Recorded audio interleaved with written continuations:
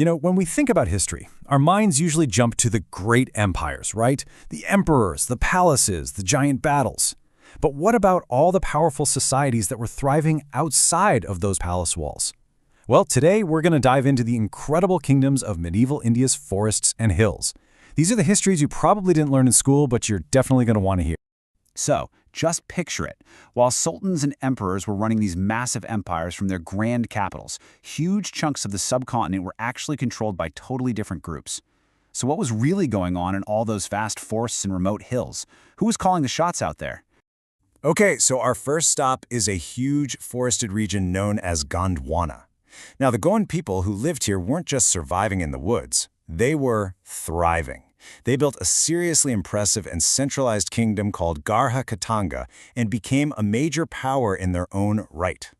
So, how did they get so powerful? Well, the Gonds were incredibly clever about using their environment.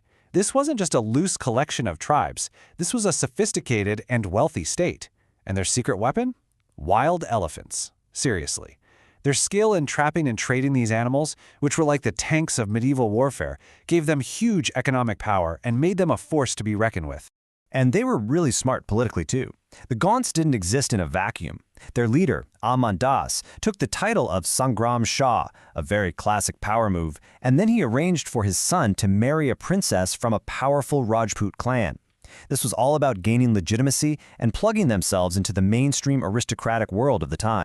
But here's where the story takes a really dramatic turn. After her husband died unexpectedly early, the entire fate of the Gond kingdom fell onto the shoulders of one of history's most amazing warrior queens, Rani Durgavati. Now let me tell you, Rani Durgavati was an incredible leader. She wasn't just keeping the throne warm for her young son, she was a brilliant ruler who actually expanded the kingdom. So when the mighty Mughal Empire came knocking in 1565, she didn't back down. She led the resistance herself, and in the end, facing defeat, she chose a warrior's death rather than surrender. What an unbelievable story of courage. Now, let's switch gears and travel way over to the east, to the Brahmaputra Valley. This is where the Ahom people built their power, but on a totally different model. Their story shows us another way a kingdom could flourish far from the imperial heartlands. So the Ahoms originally came from what is now Myanmar, and over centuries they built a powerful new state from the ground up. They systematically took over older political systems, absorbed different groups, and built their own thing, eventually controlling this entire region. It's just a testament to their incredible organization. Okay, now this is what made the Ahom state so unique. Most other kingdoms were built on collecting taxes, money or crops. The Ahoms, they built their power on a system of forced labor. Every able-bodied man was a pike, and he was required to work for the state. And this pike system was, frankly, a stroke of genius. During a war, boom, every man becomes a soldier, and you have an instant army. But in peacetime, they became a massive public workforce, building dams, creating new irrigation systems, and even pioneering new ways to grow rice. This gave the Ahom kings an unbelievable amount of control and the power to get huge projects done. So, you've got these two major regional powers, the Gonds and the Ahoms, rising and expanding. And then you have the superpower of the era, the Mughal Empire. You just knew a collision was coming, right? So how did these two kingdoms fare when they went head-to-head with the imperial giants? Well, the outcomes were completely different. The Gonds, even with Rani Durgavati's heroic resistance, were ultimately defeated. Their incredible wealth was plundered, and their kingdom, while it survived, was left much, much weaker. But the Ahoms, when they faced a similar invasion, they actually managed to push the Mughals back. They successfully resisted long-term control, which is just a remarkable display of resilience.